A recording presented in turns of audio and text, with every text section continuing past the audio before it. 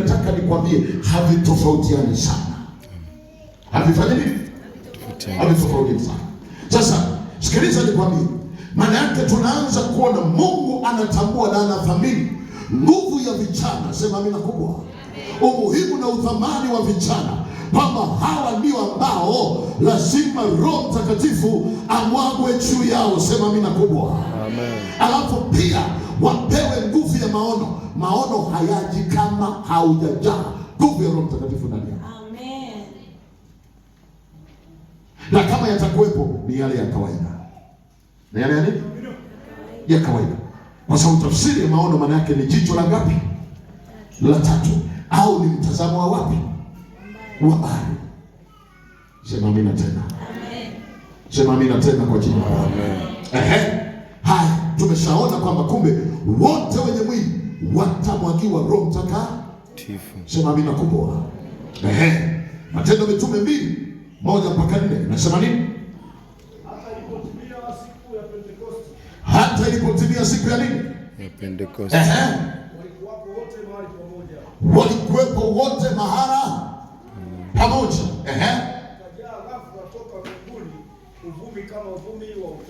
Ukajaa ghafla uvumi, tena ule uvumi wa mbisho ule ufananao na upepo kutoka wapi? Mbinguni. Sema amina kubwa. Upepo wa nguvu ukienda kasi. Ndio. Ukaijaza nyumba yote waliokuwa. Ukafanyeje? Ukaijaza nyumba. Kuna mtazamo miwili hapa. Katu kwanza kidogo, nitakwambia usimame tena.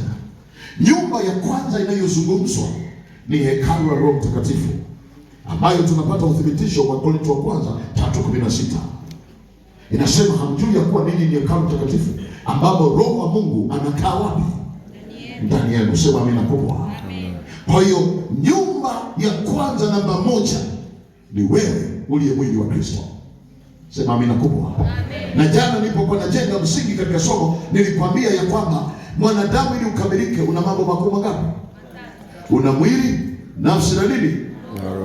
Roho ndio kiti cha Roho Mtakatifu, au ndio nyumba ya Roho Mtakatifu. Kwa hiyo anapoingia anajaa ndani.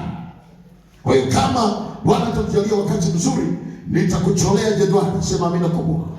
Namna ujue ukijaa Roho Mtakatifu, unapojaa nini kinatakiwa kijae, inakwenda mpaka wapi? Mpaka wapi? Sema amina. Sema amina tena. Sema amina tena. Nataka niwaambie wana sije, ni haki yetu Roho Mtakatifu kujaa ndani yetu kwa jina la Bwana. Amina. Na akijaa ndani kufanya mambo makubwa, ni haki yako kwa jina la Bwana. Amen. Sio kazi ya viwete kutembea, vipofu kuona, takwa kwa hao wanaotumia visaidizi. Kwa jina la Bwana aliye hai, mafuta tuliyoyapata yako ndani yetu yanatembea. Sema amina kubwa tena. Amen. Taka tuone vijana wameenda kushuhudia, wamekuta huko kuna mlemavu, Bwana ameachilia upako, ametembea kwa jina la Bwana. Sio zinakuja shuhuda tu. Unajua tulikuwa huko tukashangaa wanaturushia mawe. Shuhuda gani? Tunataka matendo na nini? Makuu ya Mungu kwa jina la Bwana. Roho Mtakatifu akifurika ndani, utafanya makubwa kwa jina la Bwana. Utatembea kwa moto, kwa upepo wa kisulisuli. Bwana ataachilia mamlaka, uweza na mamlaka vitatembea. Miale ya moto itashuka kwako, hatakuwa wa kawaida. Nasema wewe sio wa kawaida kwa jina la Bwana. Nasema wewe sio wa kawaida.